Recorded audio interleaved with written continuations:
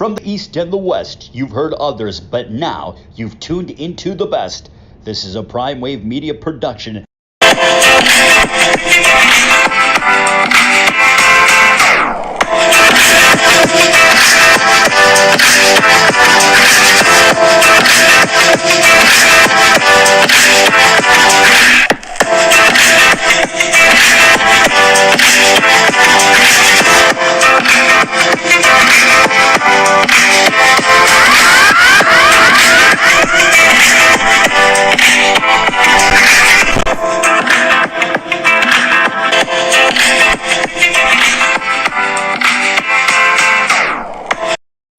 What's up, world? Long time. Well, it's been about a month since we've been on StreamYard, but I've been doing my thing on IG, just keeping it short with the talking tickets and everything like that. But as we get back closer to the football season and everything like that, we will be back on a daily basis and everything like that, talking the good betting, the good sports, and just me and my 2 cents. So pretty much we are back, and you guys already know what time it is. This is the PrimeTime Angles, and I am your host, Pop DBIC, the Primetime Capper. And man, we got a jam-packed show for you today, and we're gonna start off the show today. It's usually something I don't get into, but we're gonna go ahead and get into it.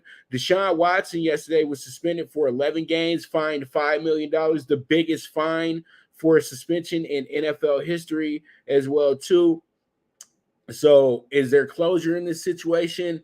Probably not. But the law has been laid, and it's going to be 11 games. And so Browns fans kind of are in a position where they breathe a sigh of relief that they don't lose him for the season, but they only get him for 6 games. And so hopefully it will be a point in the season where the Browns are still playing for a playoff spot. But I don't think that would be helpful for a Browns team anyway. So I would think that the true Deshaun Watson era begins in 2023, to be dead honest with you. But I think all in all, the NFL figured out a way to meet in the middle, because when you see the 11 games and you saw that 6 were already handed out and there's 17 games in the season, they kind of met that situation in the middle. I thought they could have just added the first half of the season, maybe 9 games, 8 games or so. Or they could have just left it the way it was, because it's a lot of red tape around this. The man was never convicted of any of the allegations that were brought against him. And I just really think that the NFL just had to save face, because all in all, this would regularly, even with the allegations to it, it's just that the public perception of it was just so bad. But knowing how sports is and knowing how people are, I'm going to use a great example for you. It seems like people get a little forgiven once time passes by. Let me give you a good example. Mike Tyson. Everybody loves Mike. Mike is the best guy ever. I'm not going to bring up his situation, but you know. And it was admitted too. And then it was taken back. But y'all still love him, right? So that's the whole thing. And it's always love for Mike, everything like that. But I'm just trying to get you to kind of calm down a little bit, because it seems like you guys are always forgiving athletes 20 years down the road anyway, because then after a while, the real stories come out, and then you realize that some people are just being opportunists. And in this day and age that we live in right now, it is really tough for people to really be able to prove that they're being genuine about things, because there's so much scamming going on, especially in the world of sports. I'm not saying that it was right what he did or anything like that, but none of us were there. Let's get that straight first. And we kind of all understand how that business works. I'm not going to go fully into detail about it, but we do understand how that business works. And let's keep it real. If half of y'all wasn't even licensed, come on, dude. You literally were just rubbing on a dude's back. You know what I mean? So at the end of the day, it's going to be something that is going to still be a hotbed topic, but they'll pretty much sweep it up under the rug after the second week, and then it will become a big deal when we get to, I guess, week 12, when he's available to play for the Browns. But if you're the Browns, you might think about, say, you know what? If we're not in the race to get to the playoffs, we'll just rest him for the rest of the year. We don't want to take any chances with it, and we'll just go ahead and we'll just rest him for the rest of the year, and then we'll get him a nice little top 10 pick. But I don't see this Browns team being bad this year, to be honest with you. The running game is so good that all you need is really a quarterback that's able to manage, and Jacoby Brissett fits the bill. And I know this is going to make a lot of you guys mad. The only reason why y'all love Jimmy G so much is because the 49ers overpaid him. They're literally trying to throw the guy away. I'm going to keep it real with you. Jacoby Brissett was the better quarterback when they were in New England. But you all know the reason why Jimmy G was a little bit more loved on was because Jimmy G was drafted in a situation where they were looking at him as Tom Brady's replacement. But Jacoby Brissett was a far better college quarterback. And to me, even though he has been blessed with a team like the 49ers, he goes in there and he does his job. He did well with the Colts, and he did well with the Dolphins as well too. Now, if you're asking him to win a Super Bowl, that's not going to happen. But if you're asking him to win you some football games and you get some good defense and you get some good drives and you got a good running game behind him, he'll be able to do what he has to do. So Jacoby Brissett is good with me. I think that Browns fans don't need to jump the gun. Their coach is very confident in the quarterback, so you should be very confident in the quarterback as well too. All right, so let's go ahead and get into some boxing, and we do have a big heavyweight title match this weekend over in Dubai, over in Saudi Arabia. I'm sorry, in Saudi Arabia, and it's Usyk Joshua 2.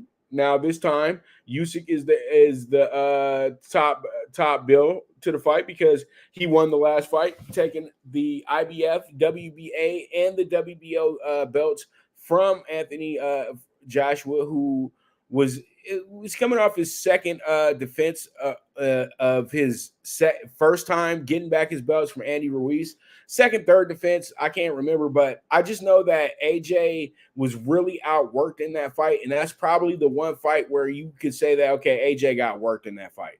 Now, with Andy Ruiz, I think that he was so overwhelmed that Andy Ruiz got up from that vicious knockdown that he kind of was like, okay, I don't know how I'm going to get this guy out of here. But with Usyk was never scared of Anthony Joshua. So what happened was Usyk literally just dog walked him through the park. You know what I mean? I wouldn't call it, a brutal beatdown, but he was very outclassed, and it doesn't look great when the guy's 25 pounds lighter than you as well too. But people have to understand, when you're crafty and you can move real well, you can be successful in the heavyweight division. But the great ones know how to get those guys out of here. And I just always have said this. I'm a fan of Anthony Joshua because I feel like he's a great boxing figure. But as a boxer, he's not that good to me. Yes, he has a gold medal and everything like that, but he fights really robotic. You know what I mean? And you could tell that, it's a big difference between, say, American black heavyweight and an English black heavyweight. They're going to be a little bit more, Queensberry rules. They're going to make sure that they do everything right, da-da-da-da-da. But you can find a brother off the street out here, just like Deontay Wilder, Alabama, with just country power. And if you can be able to mold that, then boom. You don't have to have much boxing skills. You just got to put that punch right where it needs to be at so you can end the night. So Anthony Joshua has that type of power, but he goes back to trying to be a technical boxer, so he looks a little robotic.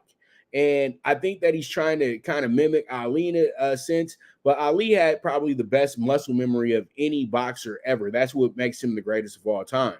So I don't think the muscle memory is there that well for Anthony Joshua. So I do assume that AJ is in for it, but he can put Usyk out. But Usyk is shown that he's a special boxer. I don't know if we put him up there with the all-time greats, but I think that he's in the moment at the right time in the right place. And if he was able to win this fight, then I think it opens up the door for bigger fights if Usyk wins, because it's not going to be so much back and forth and I don't know if I want to do this and blah blah blah blah blah.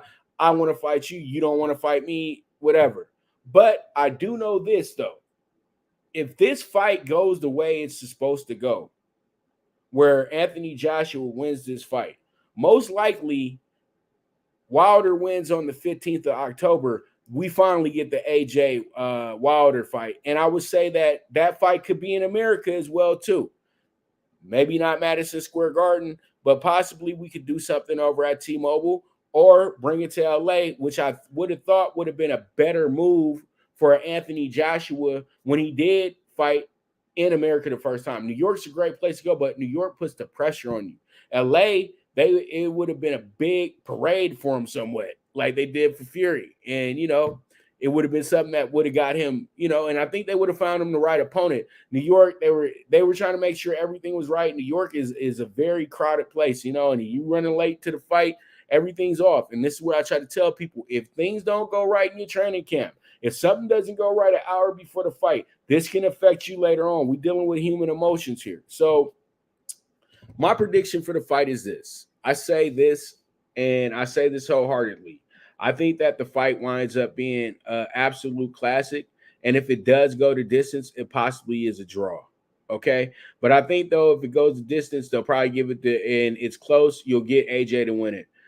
Now, if anybody gets knocked out, it'll probably be Usyk, because I think Joshua has enough chin to stand up. But, he got put out by Andy Ruiz as well, too. And let's not act like Usyk doesn't have some power in those hands as well. So it is what it is.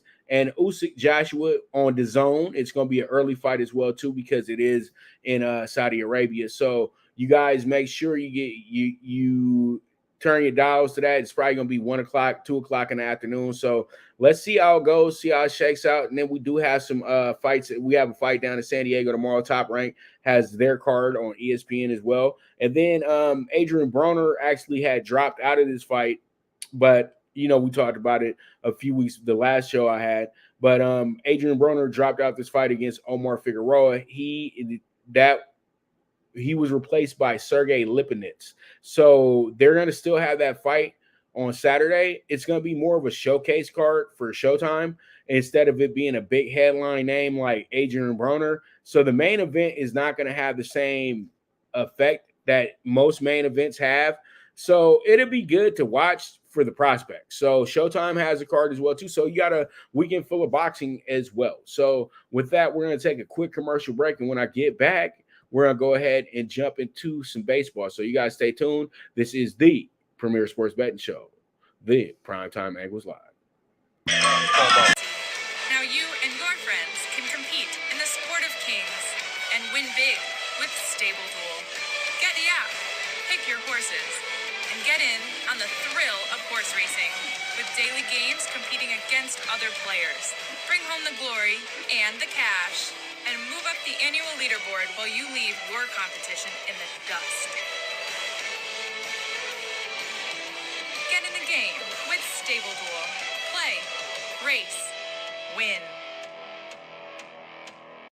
Good News Only Racing Club, led by the legendary Doug O'Neill, the trainer of 2 Kentucky Derby winners, and I'll have another in Nyquist. Also trained 2-time Breeders' Cup champ Golden Sense, who are just a part of a long list of thoroughbred champions trained by Doug O'Neill. The Good News Only Racing Club has a young core of horses to look out for in Dennis's Celery, Irish Heatwave, and Notre Dame, just to name a few. Win the day every day with the Good News Only Racing Club, a proud sponsor of the NFL Bet Exchange. All right, we are back with the PrimeTime Angles with the one and only Pop DiBiase, the PrimeTime Capper.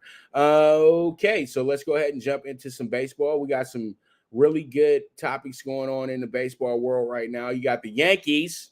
Yankees are absolutely not doing well right now. The Yankees are struggling here through the month of August, but that's okay because the Yankees have been dominant all season long. So, it's like, you look at it, you say to yourself, you don't have to put any real pressure on the Yankees, right? Because the Yankees are, they're well ahead of everybody. They have a good distance between them and the Blue Jays, and the Red Sox are in last place. I know a lot of Yankee fans love that part as well, too, that their rival is in last place, and they really worked themselves into last place as well, too. I know Mike would be going crazy right now if he was on the show. Mike was supposed to join us today. He might still join us, but man, Mike would probably be going crazy right now because he's a Red Sox fan, and, you know, he still has hope that they'll be able to do something. But I told him a few weeks back, though, that the Red Sox were about finished. But let me keep on the subject at hand. The Yankees were holding on to the number one spot in the playoffs, and now they've lost that. They now are 3.5 games behind the Astros, who keep just looking really good. They're 77-43. The Dodgers 81-36, while the Yankees 73-46 on the season. And actually, the Mets are 3 games better than the Yankees as well, too. So the Yankees really have had their struggles as of late. They have not been good at all this month. They are actually, out of the 15 games that they've played this month, they're 3, and they've won 3 games. And I just really think that the Yankees just are running into that point of the season that most teams run into in baseball, and that's your losing point of the year. You know what I mean? It's not going to be perfect. You know, that's what people have to understand in baseball, that things can't be perfect. It's just not going to happen. So what happens here is that the Yankees cooled off a little bit, but they just need to figure out, you know, what's the best move for them for going forward, you know. And their biggest focus is try to keep most of this roster in place until we get to the big dance. And the Yankees know that their biggest issue right now is the Houston Astros. And nobody in the American League can beat the Yankees but the Astros. The Yankees know this. The world knows this. Because I'll get to the Central in a second, why this is so easy for the Yankees right now. Now, and another problem the Yankees are having is the Toronto Blue Jays as well, too. They can get past the Blue Jays, but the Blue Jays have just been a thorn in the side. Every time I look up, they're playing the Blue Jays, and the Blue Jays are blowing them out in Yankee Stadium. And that happened last night as well, too. So I think with the new players that the Yankees have, everybody's just getting adjusted to being a Yankee, and they need a little bit of pressure on them right now. That's the whole thing. The Yankees got a little comfortable, and I think they just need a little bit of pressure to wake them up a little bit, and they'll be back to right where they need to be, in my opinion. So I truly do think that all in all, the Yankees should be fine. They're slumping through August, but I think they'll be able to pick it up. There should be nothing to worry about in the Bronx at this point. And when I look at the actual standings and see that the Yankees are still well ahead of the next team, which is the Tampa Bay Rays, who've been playing really good baseball lately after kind of, you know, falling apart a little bit for a couple weeks there, but they've been really good the last few weeks and everything. But they still 9 games behind, but they're now tied with Toronto for that second spot. And as you guys already know, Baltimore is in here with 61 wins on the season and have came up out the cellar. So the Yankees are in good shape, but they're going to have to probably press on the gas so they don't have to worry about anything. So there it is with that. So let's go ahead and move on, talk about the AL Central, the AL and NL Central pennant races. Now, we do have 2 very good matchups going on in both of these leagues right now. First up, let's talk about the AL. You got the Indians and the Twins. Now, the Indians and the Twins have been going at it all season, but I think that you favor the Indians a little bit more. I mean, the Guardians a little bit more in this spot because the Guardians have really came up here since right before the All-Star break. Now, this team has been one of the best teams in baseball since that time, and they've actually won their last 7 out of 10, and they find themselves right now a game and a half up over the Twins after, you know, being behind the Twins for with a nice size number as well too. But they've been done well against the Twins in their head-to-head matchups as well. But the Indians are a team that knows how to play games really close. And I think that works into their favor in this situation when it comes down to being clutch in a game. The Indians got really good pitching with some serviceable hitting. They don't have the killer's row like the Dodgers and the Yankees, but they got serviceable hitters, guys that can get on base, guys that can make contact, guys that can score runs. So they look really good, but the star power is over in Minnesota. You got Byron Buxton, one of my favorite players in the MLB. He's going to be tremendous down the stretch for this team.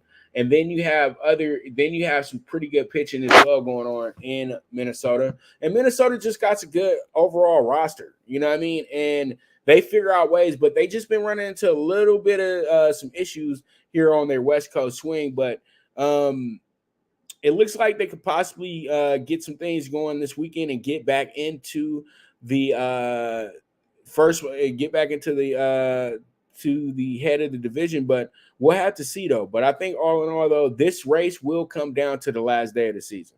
Now, here we go with one that we've been seeing for years, the Cardinals and the Brewers. They've been topsy-turvy because at one point it was the Brewers who made a big run and they were first place, and then it was the Cards that made a big run and they were in first place. So right now you got both teams sitting there looking at each other, seeing where they're going to go to next, and pretty much you have St. Louis up right now. And they're actually, St. Louis is up 3 games to be exact. And so you have the Brewers who have been in the lead most of the year, but, you know, they're going back and forth. So I think that all in all, this one will come down to the final week. But whoever goes on, neither one of these teams want to lose multiple games. Okay. You just don't want to do that.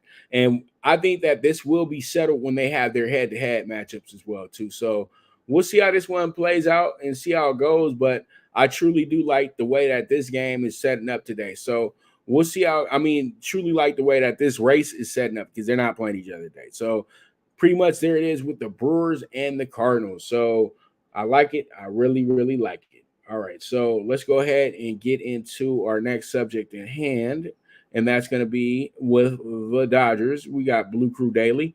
And the Dodgers are hosting the Dodgers will be hosting the Marlins this weekend. They lead the division by 17 games. So right now, the Dodgers are sitting very pretty right now, to be exact.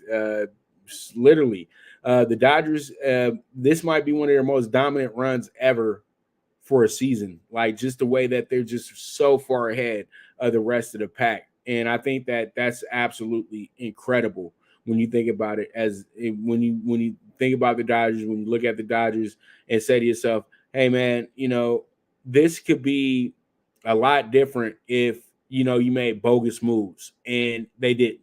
The Dodgers have made all the right moves to have the perfect chemistry, and a lot of people just don't want to give them their props, but the Dodgers by far are like the elite squad in the MLB. Yeah, they only got 1 ring in the last 6 years of being one of the more dominant teams in baseball.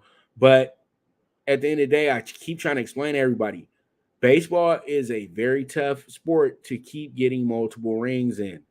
When you go back to back, that's incredible. If you get 3 in a row, that's incredible. There's only so many teams that can go ahead and say that they did that. So if you can consistently still be good and still be in the playoffs every single season, that is elite stuff. And I think that if the Dodgers understand that what it takes to get to that next level and get right, you know. So all in all, the Dodgers have themselves, I wouldn't say a tough matchup this weekend, but they can't get complacent. And the Dodgers have actually lost these type of series against teams that are not, you know, that aren't seen as teams that should beat them. And they did have a little bit of a rough go there with the Marlins when they were down in Florida earlier this year as well, too. So this one right here, don't sleep on the game at all. I honestly think that this one will wind up being a very, very strong series, and you do get a lot of value on the Marlins as well, too. So don't be shy about taking that either, in my opinion. I think that could be something that can work out for you. Even as a Dodger fan, I still would say that it could be something that could work out for you. So all in all, I think that this is going to wind up being a really, really good weekend for the Dodgers. I think that I really, truly do think if they play the way that they're supposed to play, they should sweep, okay? If not, get 2 out of 3. But I know they're not getting swept by the Marlins, though, because the Marlins have the Marlins probably score more than 2 runs maybe every 6th, 7th, 8th game because these guys really have a bat. They really do not put up runs at all. And I've watched this team several times this year, and I see a lot of 2 to 3 games, 1 to 2 games, things like that. And the Dodgers, and they don't have great pitching. It's just that, it's just the games get a little ugly with them. So pretty much I do like the Dodgers to win the series, but this could be some danger right here. You got a plus 290, and the Dodgers did have dropped about 2 of these series this year as well, too. So we'll see how it goes. We'll see how it shakes out. Dodgers are up 17 in the West, number 1 team in all of baseball. And, life is good in LA. We'll see you at the Ravine tonight at 7 o'clock. All right, so with that, we're going to go ahead and take another quick commercial break. And when I get back, we're going to go ahead and jump into Talking Tickets. So you guys stay tuned. This is the premier sports betting show, the PrimeTime Angles Live with the one and only Pop DiBiase, the PrimeTime Captain. Now you and your friends can compete in the sport of kings and win big with Stable Duel. Get the app, pick your horses, and get in on the thrill of horse racing with daily games competing against other players. Bring home the glory and the cash, and move up the annual leaderboard while you leave your competition in the dust. Get in the game with Stable Duel. Play, race, win. Good News Only Racing Club, led by the legendary Doug O'Neill, the trainer of 2 Kentucky Derby winners, and I'll have another in Nyquist. Also trained 2-time Breeders' Cup champ Golden Sense, who are just a part of a long list of thoroughbred champions trained by Doug O'Neill. The Good News Only Racing Club has a young core of horses to look out for in Dennis's Celery, Irish Heatwave, and Notre Dame, just to name a few. Win the day every day with the Good News Only Racing Club, a proud sponsor of the NFL Bet Exchange. All right, we are back, and we are here at the finish line, somewhat as they like to say. But let's go ahead and get into, before we get into Talking Tickets, we're going to get into the MLB weekend series prices that I have set up for you guys. Up first, we have the Mets at the Phillies. The Mets at the Phillies should be a really, really, really fun matchup. You have the Phillies aren't really close to the Mets right now. You have a big lead for the Mets in that division. But you have a Philadelphia team that is the second wild card team at this point, and they're secure in that spot, but they are only a game ahead of the Padres, and they're only about 2 games ahead of the Brewers. So actually, 2 games ahead of the Brewers. So, Philly's trying to keep themselves right in the mix of things. Now, when you look at the race, this won't do anything to really catch the Phillies up because they still are several games behind the Braves. They're 6.5 behind the Braves, while they're 10 back from the Mets. And I think that if they're able to win the series this weekend, say take 2 out of 3, it will give them a little bit more breathing room for the wild card spot. So the Mets know that they can't have a bad weekend because the Braves started off pretty bad, but now the Braves have heated up, and now the Braves are right where they want to be. They're kind of playing the same level of baseball that they were last year as they were approaching the playoffs right before they won their World Series. So the Mets-Phillies matchup is a little bit bigger than it looks on paper. And I think that I will favor the home team this weekend in this spot. And I like the Phillies because the reason being is because you already had Scherzer and DeGrom pitch this week. I don't think that they're pitching this weekend. So I really do like the Phillies moving forward. They're going against Chris Bassett tonight. And Taijuan Walker should be a part of that series this weekend as well, too. So I think the Phillies wind up getting themselves a good win this weekend. So we'll see how it goes. We'll see how it shakes out. But let's move forward from there and jump into our next game. And that's going to be this is going to be a doozy right here. This is going to be another East team going at it. But this is going to be last year's World Series matchup. Actually, the return of it. And you have the Braves who are coming into this weekend the favorite, and you got the Astros plus 150. Now, I know that this has to do with the fact that the Braves have been so good at home, and the fact that they feel that they could possibly be a better team than the Astros. But I think that the Astros were so tired by the time that they got to the Braves, and the Braves were playing on such a high at the moment. You know what I mean? And beating the Dodgers was huge because the Braves really got shellacked by the Dodgers the last few times they played each other in the playoffs. So that was bittersweet for them to get that big win over them. But they don't have the same players that they did last year. So I don't think that they're going to challenge the Dodgers like they did last year, but they're still going to be somebody that you have to take account for. Now, the Astros right now are looking very World Series like, in my opinion. I don't really see anybody in the American League except for the Yankees beating them right now, to be honest with you. They got the best pitching staff, and they got very consistent hitting as well, too. I would think the Yankees got the better hitting out the two. But the Astros just know what they're doing. They got Dusty Baker as the manager and everything like that. I think that they go to Atlanta this weekend and win all three, to be honest with you. And plus 150 is an absolute steal for the best team in the American League. Come on. Walk with me now. You know how we do. So plus 150 to the Astros this weekend. I love it. Let's go. All right, we move on. Let's talk about the White Sox and the Guardians. Good old rivalry, good old Midwest baseball rivalry right here. White Sox and Guardians. It's always fun when Cleveland and Chicago are vying for the championship in this division, but that's not happening this year. I already talked about it. You got the Guardians going head up with the Twins right now to try to win this division. And you got the White Sox, who are only 2.5 games back. So this is huge. The White Sox can actually leave the Cleveland this weekend with a sweep and possibly be the number one team in the Central Division. So this is a big matchup here, and this is why this is up here in the weekend prices as well too. But I think that the Indians, with the way that they've played the White Sox all season, I think that they'll be able to get this series. I think that they get 2 out of 3. I think they split the first 2, and then we have ourselves an epic game tomorrow. Epic game on Sunday. But I do like the way that this game is shaping up. I'm taking the Guardians with the minus 130. I do favor the home team here. So let's see how it goes. We'll see how it shakes out. All right. So we move forward, and let's go ahead and jump into our next battle royale, and that's going to be between two old rivals, and that's going to be the Red Sox and the Orioles. So we have a Red Sox team coming in here minus 125, Orioles minus 105 this weekend. Orioles have been 50-50 team since losing Mancini, but I think that all in all, that they're at home, so a lot of people will favor them because they've played so good at home. And when I'm looking at their record against the division right now, they're 25-28. So, this should be a good spot for them. They're 39-33 at night as well too.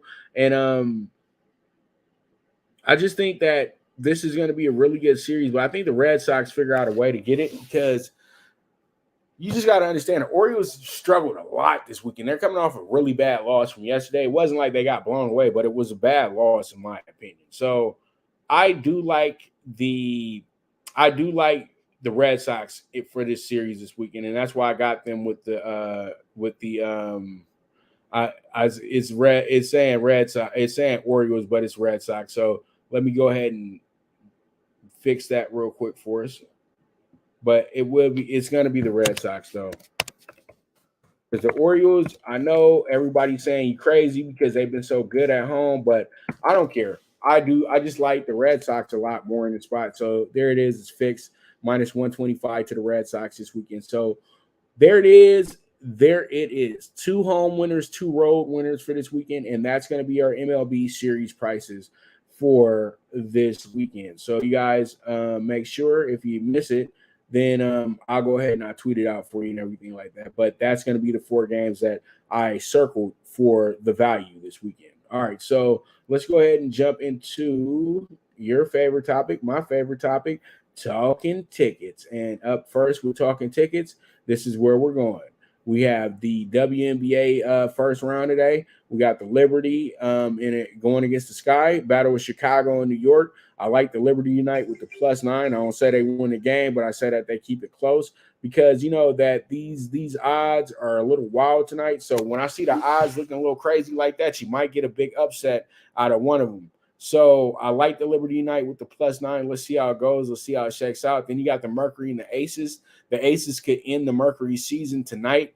And I do like the over in this spot. The Aces are actually a 16.5-point favorite tonight. I don't know why. They damn near lost. They really had to do some things to win that game last night. So I like the fact that this game has that big number on it, because that means to me that we're going to get some scoring in this spot too. So hopefully I can get a 90 and 80 from 90 to 85 game in this spot. And that's why I'm going to go ahead and take the over 167 here.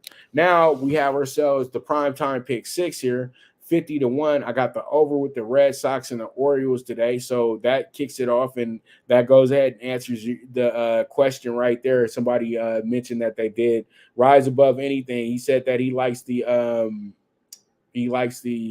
well, if anything, well, it's a weekend show, my man. So pretty much that's going to be for tomorrow then. So there it is, because that's what was on the schedule today. I thought they were playing. Thank you for the correction, but you got to put it's up there. So nobody has to ask me. So it is what it is. All right. So pretty much we got the Phillies 1.5. And this should be good as well, too. I like the way that this one is setting up tonight. The Phillies are in a good spot. They got their ace on the mound. They're at home. They're going against the rival. This game is really important. And shout out to the nephew. Thank you, Lil O, for taking care of me on that. He's on it. Thank you for your notes. You got to make sure that I'm just not calling him out like he's a random person. He'll get on me about that. Then we got the Pirates money line -105. And this should be good as well, too. It's a very tricky spot, but I think that the Pirates got this one locked down tonight, so I got them in here. And then you got the Jays and the Yankees. I like the under 8. You got Gaussman going for the Jays tonight, and then you got Tallian going for the Yankees tonight. So this should wind up being tick for tack, and I think that's exactly what happens here. So I'm taking the under 8 in the spot as well. And then I also have the Guardians at home tonight, -135. I can't get enough of Tristan McKenzie. Tristan McKenzie is an absolute gem for the Guardians, and I think that down the road that this is a possible Cy Young winner, multiple All-Star pitcher as well too. So y'all look out for Tristan McKenzie, man. He's a special player, and I think that it should be something that works out very well for Cleveland or for whatever team that's fortunate enough to get him in when he's in his prime. You know what I mean? So because you know how these teams are always trading everybody and moving pieces for this piece and that piece and that piece and this piece. But the Indians didn't do any of that. The Indians could have made some big moves at the trade deadline, but they decided that they're very good with the team that they already have. And then we're going to end off with the Tigers with the +1.5. The Tigers are in a spot where they can get an upset tonight. They're in a series against the Angels this weekend where they're not giving them enough love. I feel like it's more even than it is close. They got the Tigers as a +140 this weekend in that series. So that's something that you might want to look at as well, too. There's some value there. And I know that there's some value there tonight as well, too. So I'm taking the +1.5. I know it would have been better if I would have just went ahead and took the money line. But I said, no. Let's try to keep this game close. And I'm going to go ahead and take this +1.5 and just keep the game close. If they win, good for them. If they don't, just lose by 1. That's what I always say in this spot. So there it is. There it is. So that's going to be our ticket, 50-1. Now, don't act like I'm going to leave you without another ticket, and that's going to be our late ticket. That's going to be the late pick 4, 17-1. We got the over 6.5 with the Royals and the Rays tonight. We had the over last night in that game, and we hit it. And tonight, let's hit it again. I know they have McKellen on the mound going to get Singer. They're two of the aces of the staff, but I think that we're going to get some hitting going tonight in Tampa. So there it is, over 6.5, Royals Rays. And then we have the Rangers +115 tonight. They're in a fun game as well. And I think that the Rangers wind up getting themselves a good win, even though they're going against a Twins team that is very focused on getting back in the first place. I still think that the Rangers would be a bit too much for tonight. And I'm taking them with the +115. And then we have the over 7.5 tonight with the Nats and the Padres. I had the under last night as the premium. That went ahead and cashed out. So tonight we're going to do it a little different. and we have the over 7.5 with the Nats and the Padres, because that was more of a pitching matchup last night. Blake Snell is a pitcher that can be hit. Espino is a pitcher that can be hit. So I'm taking the over 7.5 with the Nats and the Padres tonight. And then we finish up with the road team, the Mariners tonight. They got Marco Gonzalez going against Cole Irvin.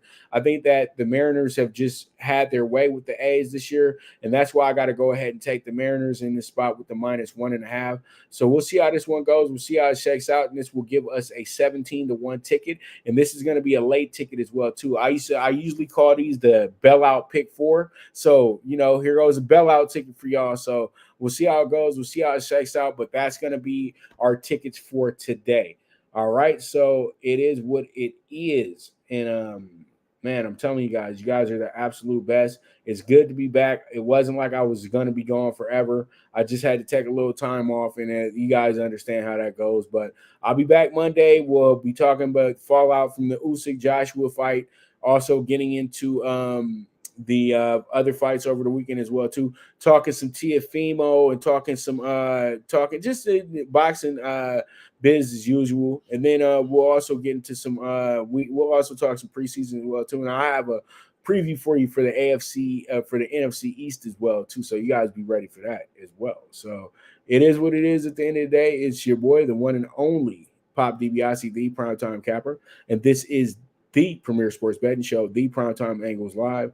And as I always say, bet with your head, not with your heart. I'm feeling good. I'm feeling great. And the movement is moving. And I am